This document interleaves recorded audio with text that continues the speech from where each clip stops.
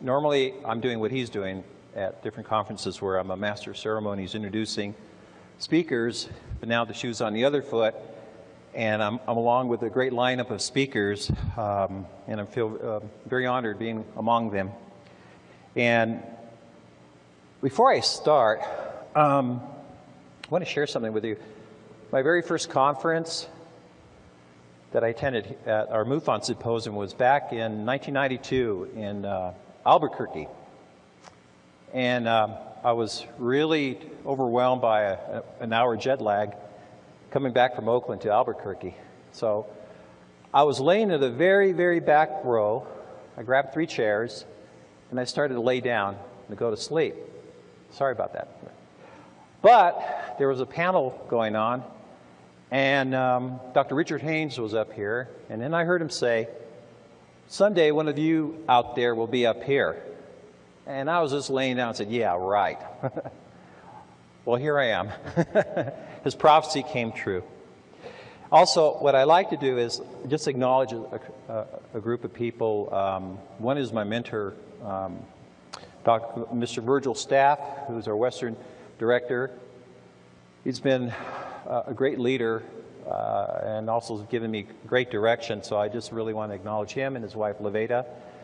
Another couple who are not here is Joyce and Pike Murphy. They did a lot for me in terms of having me involved with Beyond Boundaries and getting a chance to travel, interact with a number of researchers out there in the different countries that we were able to go to. Also, again, Chuck Reaver, Steve Richmond, and a number of the other local members and my friends that are out there, thanks so much. So I'm going to be talking about Mexico and also its relationship with here on the other side of the border. And if we can get the image of the computer, onto the screen, it's Border Crossings of the Third Kind. That's the title of my presentation. And it will be approximately 15 years that Mexico had its major UFO sightings during the solar eclipse of July 11th, 1991. My goal is basically not to talk about the cultural differences, but we share a common border and we share a common UFO phenomenon. And so what I will do is share with you a slide presentation that will go for about at least 30 minutes or so. Then I'm real excited to share with you a number of images, a number of video clippings. Mr. Jaime Maussan especially was aware that I would be presenting this topic to you, and he told me, "Ruben, please take whatever video footage you wish to share with the MUFON audience." And I was overwhelmed, and there was so much material, but I had to edit it down. So there's so much information that I'm going to try to share with you in the next 90 minutes. As I indicated before, we had the solar eclipse, but I want to share something that was quite extraordinary.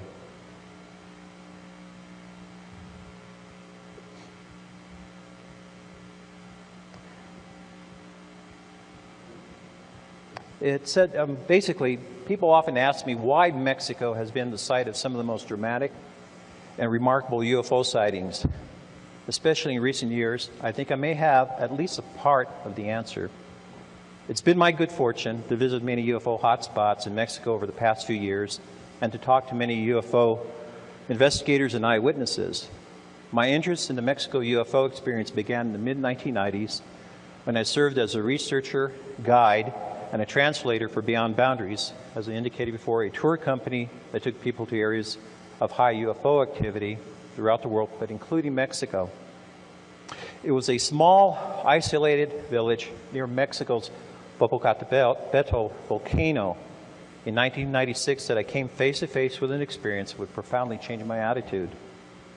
As I took notes furiously, a young boy, which is this young man right here in the center, his name is Claudio,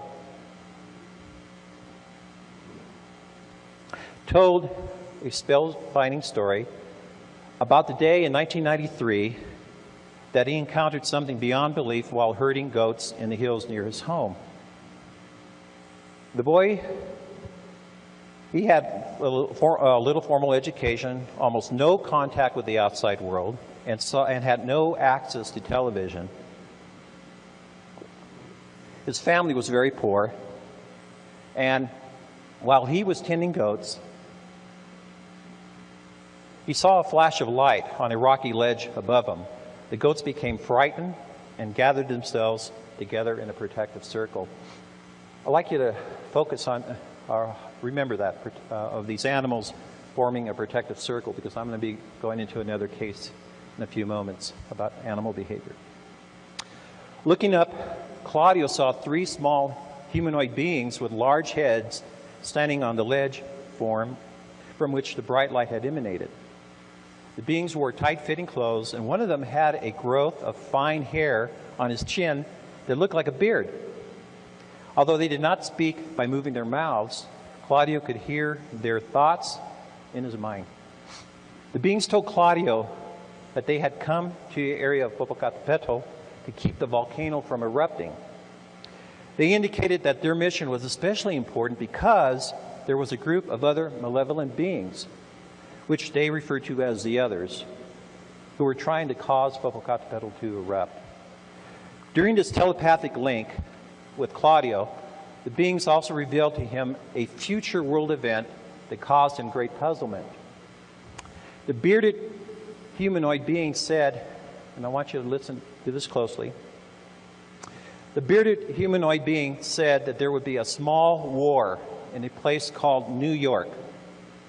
As Claudio had very little formal education and had never been outside his village, he did not know anything about New York.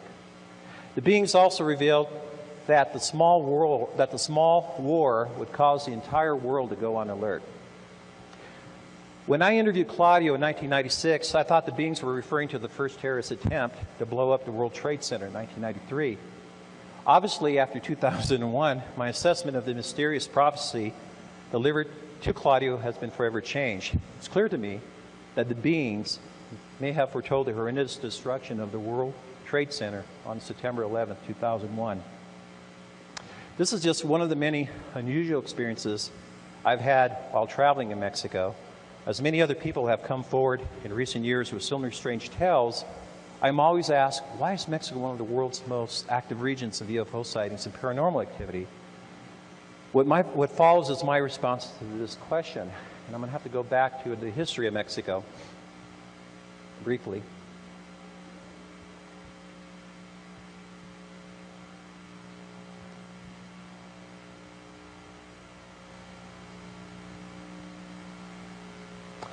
Mystery shrouds much of the country's earliest history, but evidence suggests that the tribes of hunter-gatherers inhabited the land perhaps as early as 28,000 years before Christ.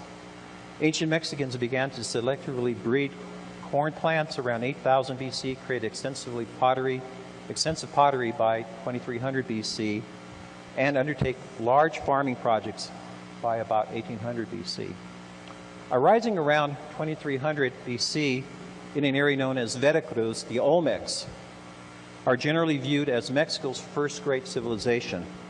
The Olmecs are said to have set the tone for all future Mexican cultures through their devotion to arts, mathematics, astronomy, and religious mysticism.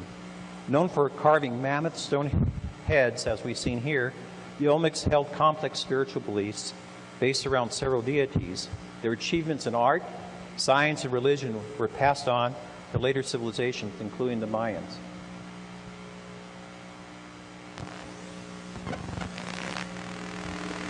Witnesses witnessed the rise of the great Teotihuacan culture in around 300 BC. The center of culture and power was the great city of Teotihuacan, which by 150 AD was North America's first true metropolis. By 500 AD was the largest city in the world. A place steeped in mysticism, Teotihuacan was known as a city where men become gods. Its inhabitants are known for building an impressive array of religious temples and structures. Two of the world's most amazing archaeological wonders, the pyramids of the sun, which is right here, and the pyramid of the moon, are Mexico's foremost tourist attractions.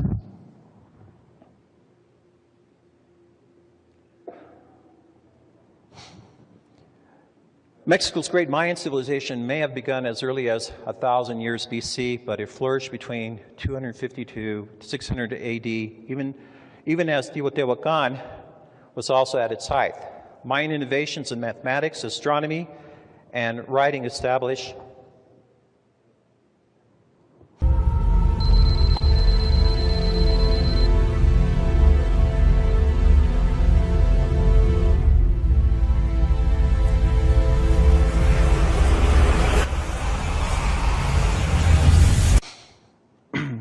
a basis for Mexican scientific thought. Considered the most technologically advanced of pre-Columbian civilizations, the Mayan built great cities, temples, pyramids, and other archaeological wonders. They are known for their complex religious beliefs, including their view of time as cyclical. In addition, they devoted a great deal of thought and effort to a careful study of the stars and the planets.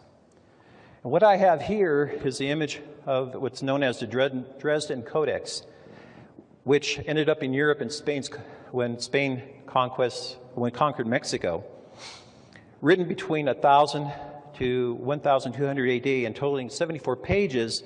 This amazing document contains detailed astronomical and astrological information, including prophecies pertaining to the end of the world.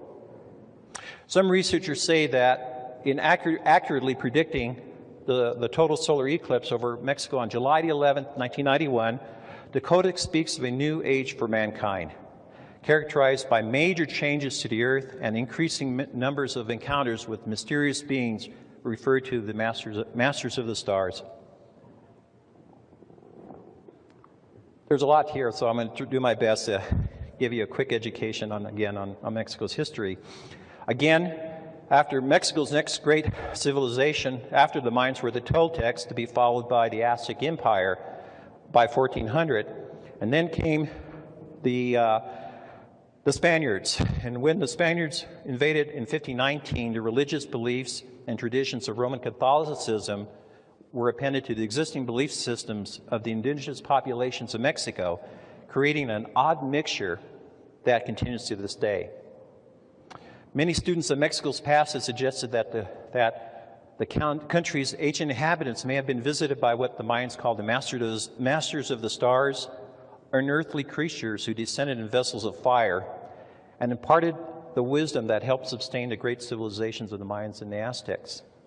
These strange visitors may be represented in some of the art and architecture of Mexico's past, and their existence may explain the obsession with astronomy of even the earliest Mexican civilizations.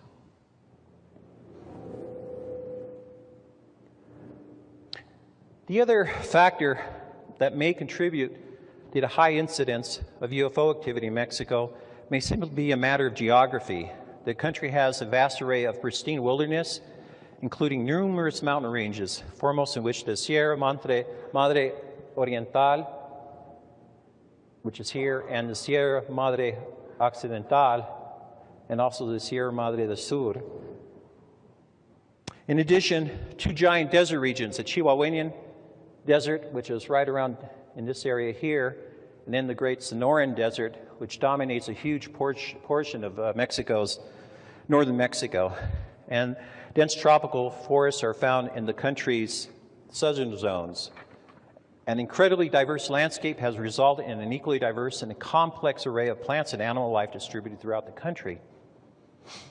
Since extraterrestrials are believed by some to hold a special fondness for the study of Earth's animals and plant resources, Mexico seems to offer unlimited opportunities for such scientific research, while also affording isolation due to the vast expanse of sparsely populated wilderness areas. Some UFO researchers have suggested that Mexico's rugged mountains and isolated deserts may also serve as an ideal locations for UFO occupants to establish secret bases from which to conduct their activities here on Earth. Also, there may be a connection between UFOs and some of Mexico's most unusual geographic formations. Let me go here real quickly. And here we have Popocatépetl. It's in Nahuatl, which is the Aztec language. It means smoky mountain. And to be followed by another volcano. And here we see Mount Popocatépetl here in the distance, followed by, it's pronounced Itztalcihuatl, which means sleepy woman. There's a legend about these volcanoes. However, what we look at, again, is that you have these two volcanoes right next to one of the largest cities in the world, which is Mexico City. And this is the Chapultepec Park. And again, many believe that unearthly spacecraft may be conducting research on it, or may even be somehow keeping it from erupting and endangering the lives of millions of people who now live near close to the volcano's shadow. Another theory that I have, it's what I call the safety zone.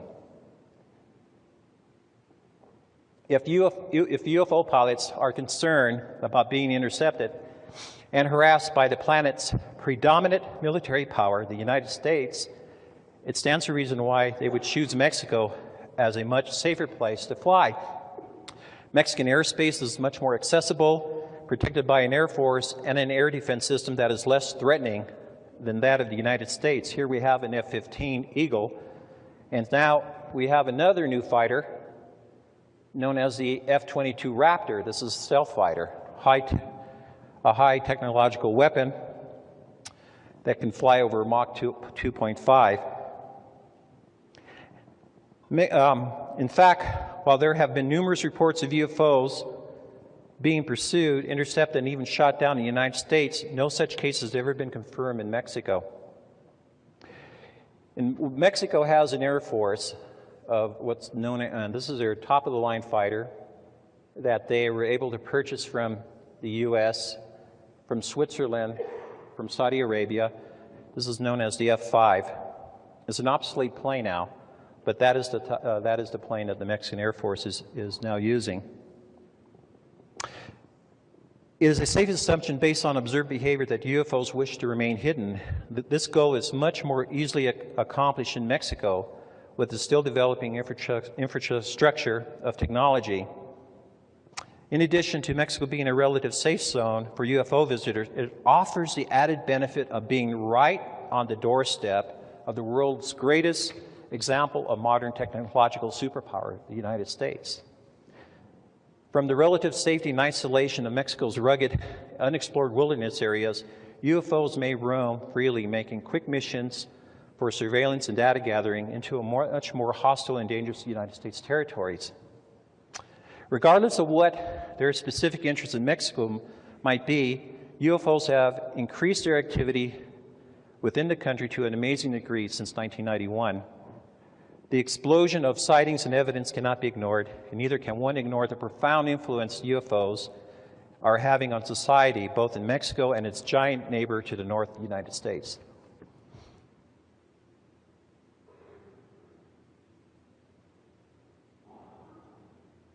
Now, I'm going to also share with you some of the other individuals that have had a lot to do with Mexican ufology.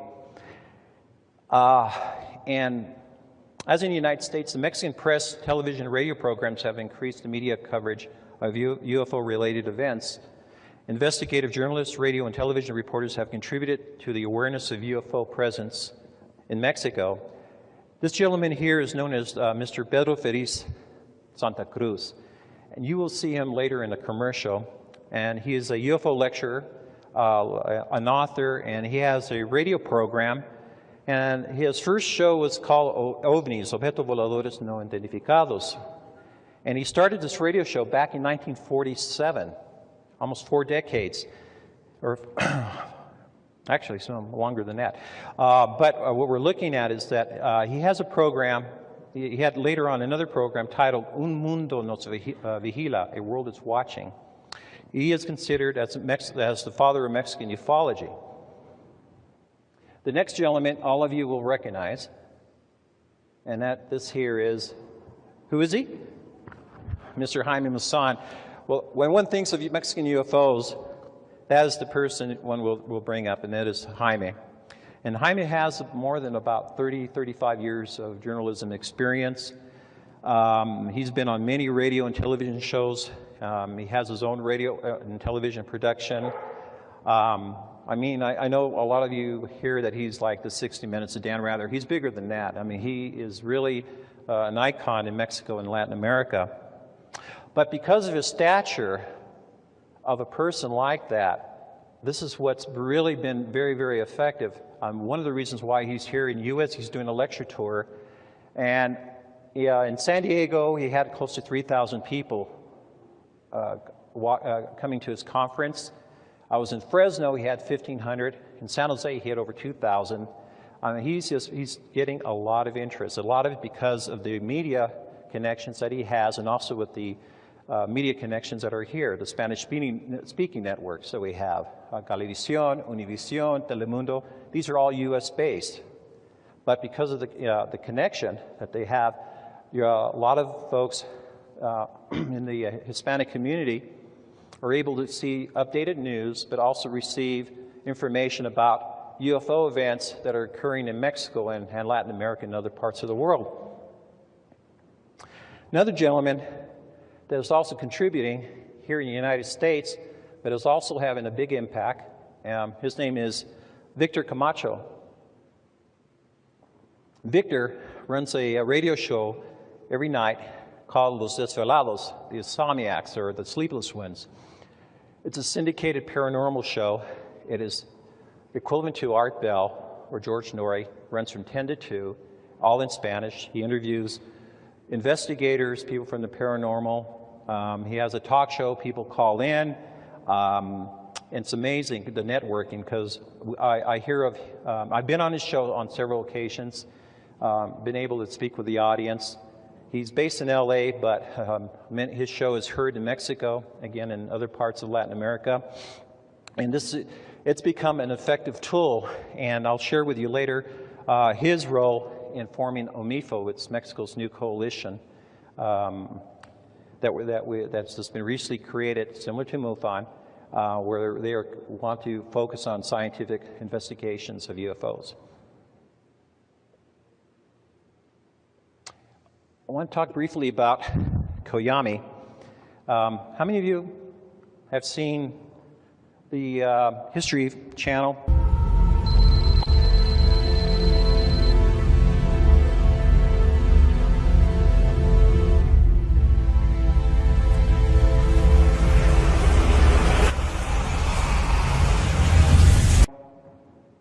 On Mexico's Roswell. Probably most of you have seen it, I hope.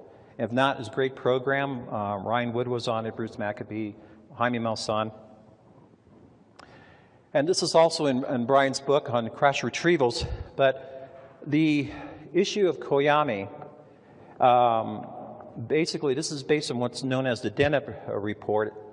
And basically it's where a small plane collided with a disk object over the desert near Koyami, Chihuahua, Mexico. We first became aware of this in a book called UFO Crash Retrievals, Search for Proof in the Halls of Mirrors. Thank you, Virgil. This was a gift from him to me, by Leonard H. Stringfield. And it stated here that too often research has been misled by hoaxy reports of UFO crash retrievals designed to muddy the waters. But in my judgment, there seems to be a legitimacy to the 1974 Chihuahua crash report. Despite the risk of publishing a bunch of baloney, the full text of the report is reproduced herein, hoping that the incident can be verified or exposed as mis- or disinformation. The Chihuahua report came to me from Elaine Douglas, who is our co-state director for Utah currently. And back then, she was the officer of the Operations Right to Know, who coordinated the picket march in Washington, D.C. in July 1993. Receiving it in the mail in the summer of 1993, postmarked Santa Ana, California, she said it came probably as a result of publicity following the march. The report titled Research Findings of the Chihuahua Disc Crash, also bearing the sender's initials, JS, was addressed to DENIP team members, dated March 23, 1992. When Elaine and I discussed the report in August, neither of us had seen it published before or knew of other copies in the hands of researchers. Well, the History Channel, they first approached me, and thanks to Mr. John Schuessler, he referred this producer to me, and they were saying they were very much interested in contacts in Mexico. Well, I was aware that OMIFO was having a meeting, the first meeting, and I was not able to attend, but I had referred them to go down there. What I found out later was they had put a focus on the Coyame crash, and I attended Ryan Wood's crash retrieval conference, and Ryan described the crash, and then later, that's when I found out that there was a focus, History Channel came out with a number of Roswell-type programs. Coyame is approximately 30 miles away from the Texas border, and in the DENIP report, basically the U.S. military radars were tracking the mysterious object in Mexico's airspace until the object disappeared, and the radar near Coyame, the wreckage of both the airplane and the object was discovered by the Mexican military recovery team. They were being observed by U.S. intelligence through a network of spy satellites and reconnaissance aircraft. The Mexican convoy team hauled the wreckage until the convoy abruptly stopped. It was found that the Mexican personnel had died as a result of exposure to a lethal agent, possibly of alien origin. A U.S. recovery team was assembled at Fort Bliss, Texas. A small group of helicopters flew and retrieved the disc while the rest of the vehicles and the dead bodies were collected and then destroyed by high explosives. That was the focus. Since then, there has been more information about Coyame that I'll share with you in a moment. But out of this, as I mentioned before, OMIFO, Organización Mexicana de Investigadores del Fenómeno OVNI. It's basically the Mexican investigators' organization of the UFO phenomena. They had their first meeting, as I mentioned before, in August, and later they had a follow-up meeting, which I attended on February 18th. What they did was they created a board of directors, and they also started to come up with missions, goal statements, and one was the investigator manual. Mr. John Schuessler, as a spirit of cooperation, had given them a copy of our investigator manual, so this way they can start with standardizing a manual for their investigators. Again, you have to remember there are 32 states, there are a number of Mexican organizations, but now this is to serve under one umbrella. I've been appointed as a liaison between MUFON and OMIFO. Believe me, when I first went to that meeting, I was amazed. I was amazed at the cases that they were encountering, but the video footages. I'm going to show you what Jaime will be presenting, but I'm just floored by what I saw, and I'm hoping in the future that we'll have more future reports to share with you in the MUFON Journal, and possibly future, video footages of these investigations that are being conducted.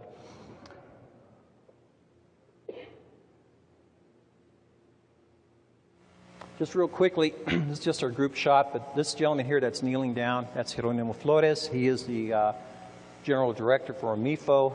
This is Victor Camacho, who's the Assistant Director. This is Gilberto Rivera, who's now in charge of the northern regional part of Mexico. And also what we have here is Leopoldo Lascado, who is in charge of central and southern Mexico. This gentleman here has some amazing cases that he's working on of out there in the state of Veracruz, there are some cane fields. They've been encountering these swirled large nests, basically, of some sort of landings, where the day before people were reporting seeing these strange objects. Also, the infamous chupacabra attacks. They've been finding a number of animals that are being also attacked, not mutilated, but also the blood is being sucked. Something of your classic chupacabra attacks, but it's occurring in the state of Veracruz. How are we doing, folks? Too much? Okay, there's more to come. I'm just got to go through my slide presentation, and hopefully I have enough time to. I want to have you see the entire vignettes that I have. Mexican pilot encounters. Ron had mentioned earlier about pilot encounters. I want to share something with you. I attended a meeting in Mexico City in May 2004 with Dr. Richard Haynes, who was our NARCAP chief scientist, and Mr. Ted Rowe, NARCAP executive director, where I served as a Spanish-speaking liaison coordinator. And NARCAP stands for the National Aviation Reporting Center of Anomalous Phenomena, and is dedicated to the advancement of aviation safety issues as they apply to unidentified aerial phenomena. We had arranged a meeting with Mexican aviation agencies and reports of UAP encounters by pilots and air traffic encounters. We were told that there would be an impeding announcement regarding an incident of a Mexican Air Force C-26 plane encountering a number of UAPs, unidentified aerial phenomena, near Campeche, Mexico on March 5th, 2004, while conducting drug smuggling interdiction patrols. We were told that Jaime Maussan had received an invitation by the Secretary of Defense, General Ricardo Vega Garcia, and where they had a private meeting to discuss the incident. We were later told that there would be a videotape that would be given to Jaime Maussan, and it would be taken by members of the air crew. Jaime was given authorization to present the video at a national and international news conference, a press conference scheduled for May 12, 2004. So we already had inside information that something was going to happen. We were, of course, very intrigued with the information that was given to us. I was obviously impressed with the cooperation of the military and the potential shockwaves that the incident would create throughout the world. We also had the opportunity to meet a gentleman who shared with us. His name is Carlos de los Santos, and he was a pilot that encountered 3 objects back in May 3rd, 1975. And I believe this incident may have something to do with the Koyami case. So if I could have the AV crew show the first video, please, the vignettes. Okay, thank you. Basically, Carlos de los Santos, I mean, he had a frightening experience. He could not control the airplane. He flew that way for approximately 18 minutes. And all this was being heard by the air traffic controllers. And we have the actual recordings. The reason why I'm bringing this case into view is because he also shared with us that other aircrafts were also being pursued by UFOs or small crafts. Now, going back to the Koyami crash, the report indicates that the crash disk was approximately 16 feet in diameter. These are small disks, and they're about anywhere from 12 feet to 15 feet, 16 feet in diameter. So we might be, there's that correlation that aircraft are being followed, or the possibility of a collision like what happened to Koyami. So that's one of the clues that we're looking at. Now I'm going to go on this side of the border, pretty far up in Washington, where I was involved in a case of an elk abduction. And there were 14 Latino workers that were up in the mountains of Washington. Peter Davenport received a phone call from a company called Weyerhaeusen. They're a large timber company, and they had indicated that one of their work crews had encountered something very strange. They asked Washington MUFON, or Peter Davenport contacted Washington MUFON, and they asked me if I could be of assistance to them in terms of translation and also the investigation. In the book, it says here, the world's best UFO cases. And in there, there's a chapter that says, best animal abduction mutilation research emphasizes science. It says here, the reported abduction of an elk in Washington State initially seemed to be a good case. Despite language barriers, the witnesses were Hispanic and did not speak English, and there were other investigating problems. However, additional research suggests that the UFO may have been a hang glider, and the elk may have been the human occupant of the glider. When I read that, obviously I was disturbed by it because, number one, I want to share something. I had two witnesses that we interviewed, this gentleman here and another witness, the key witness who saw the whole thing. He unfortunately was killed in an accident 3 years ago, but both he and this gentleman saw this elk herd right around here, and then this object came right over and started to chase the elk herd. They scattered. There was a lone elk. The object went down, swooped it, caught it, and as it was flying, it took it over these rows of trees. Now, what I was told, there was nothing hanging from the object. I mean, as this thing was wobbling, so was the elk. The elk would wobble. When it got to this row of trees, the elk hit a tree branch. The elk fell down. The object swooped down, picked it up, took it over the row of these trees and up into the sky.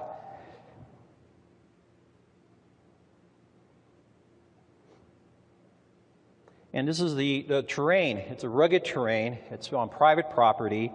The reason why it's cleared here is because they had cut down the trees, and these gentlemen were going around planting seedlings. Steve Richmond had assisted me. What he did was he called the Chehalis Airport, and Chehalis Airport was where Kenneth Arnold flew his airplane out in 1947, and that's where he encountered the formation of objects by Mount Rainier. But what Steve found out for me was he contacted the airport manager and his former airport manager, as well as the Northwest Helicopters, and they basically said, and all three phone contacts stated unequivocally that there is no kind of hang gliding or power hang gliding in the general area. All three contacts verified independently the area of interest not safe for hang gliding or even for power gliding. The nearest power hang gliding aircraft located approximately 100 miles south of Chehalis in Oregon. So, I mean, for that conclusion, this case is still open because, number one, I found out later that an Anglo-American supervisor was driving his truck in this vicinity, and then he went back to the main warehouse, and he was frightened, extremely frightened. Well, these the workers were telling me when they first reported this incident, they were getting a lot of flack from their families, some jabbing from their friends and that. But when they found out that this supervisor saw the same object, that was it. I mean, that pretty much verified there was something unusual happening in those mountains there.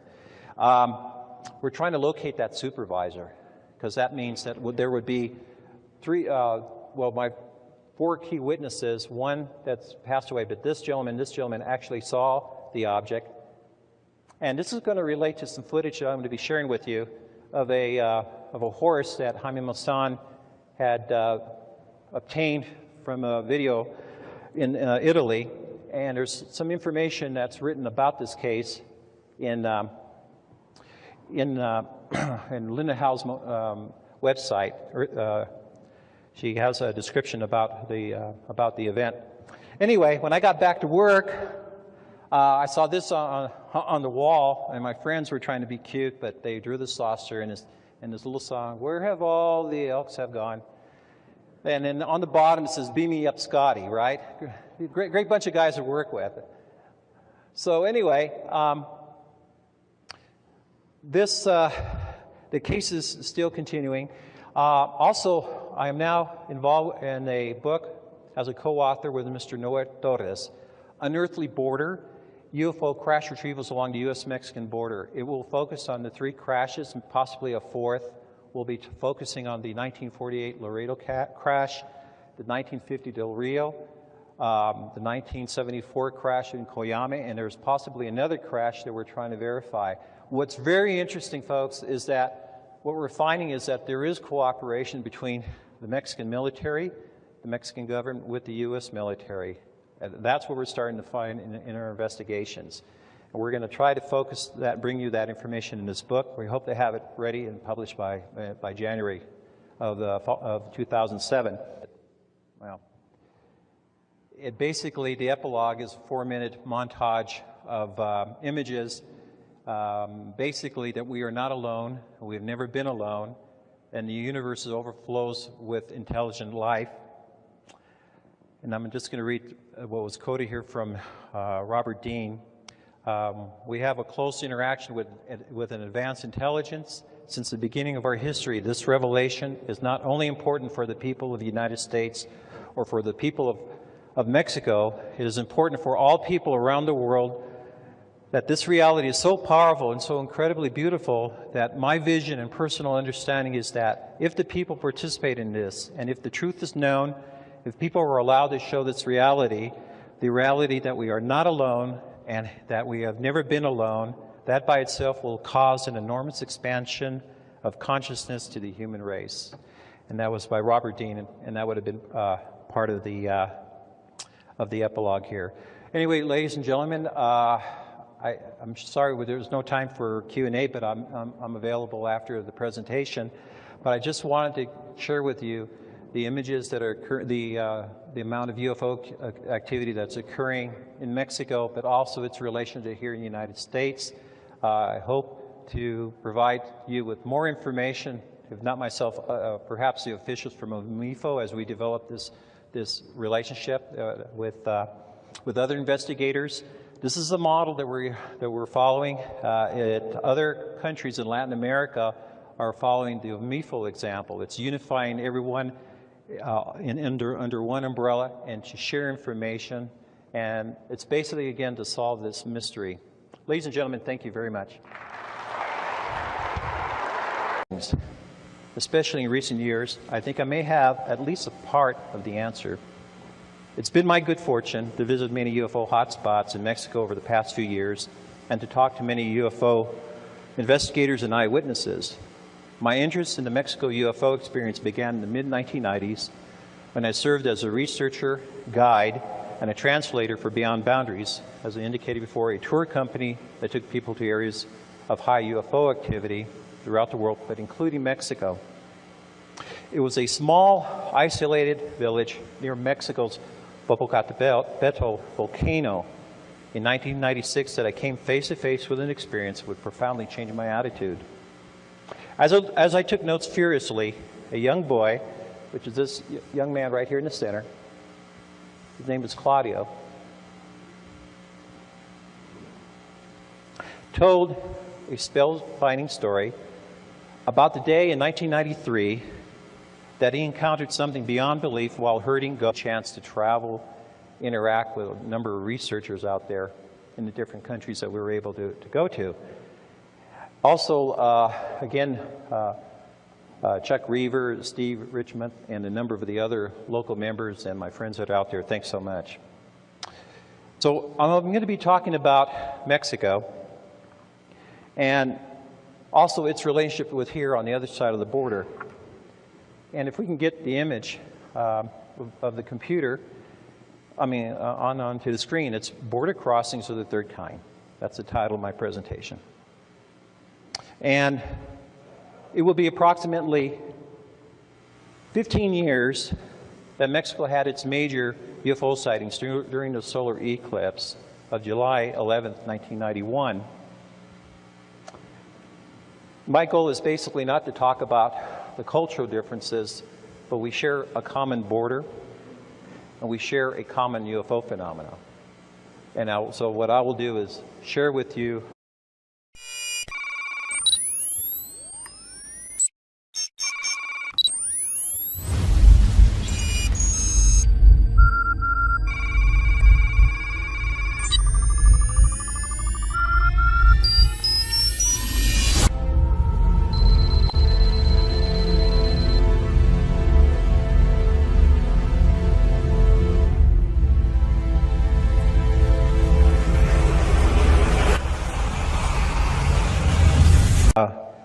normally, I'm doing what he's doing at different conferences where I'm a master of ceremonies introducing speakers, but now the shoe's on the other foot, and I'm along with a great lineup of speakers, and I feel very honored being among them. And before I start, I want to share something with you. My very first conference that I attended at our MUFON symposium was back in 1992 in Albuquerque. And I was really overwhelmed by an hour jet lag coming back from Oakland to Albuquerque. So I was laying in the very, very back row. I grabbed 3 chairs and I started to lay down and go to sleep. Sorry about that. But there was a panel going on, and Dr. Richard Haynes was up here, and then I heard him say, "Someday one of you out there will be up here." And I was just laying down and said, "Yeah, right." Well, here I am. His prophecy came true. Also, what I like to do is just acknowledge a group of people. One is my mentor, Mr. Virgil Staff, who's our Western director. He's been a great leader and also has given me great direction, so I just really want to acknowledge him and his wife, Leveda. Another couple who are not here is Joyce and Pike Murphy. They did a lot for me in terms of having me involved with Beyond Boundaries and getting a slide presentation that will go for about at least 30 minutes or so. Then I'm real excited to share with you a number of images, a number of video clippings. Mr. Jaime Masson especially was aware that I would be presenting this topic to you, and he told me, "Ruben, please take whatever video footage you wish to share with the MUFON audience." And I was overwhelmed, and there was so much material, but I had to edit it down. So there's so much information that I'm going to try to share with you in the next 90 minutes. As I indicated before, we had the solar eclipse, but I want to share something that was quite extraordinary.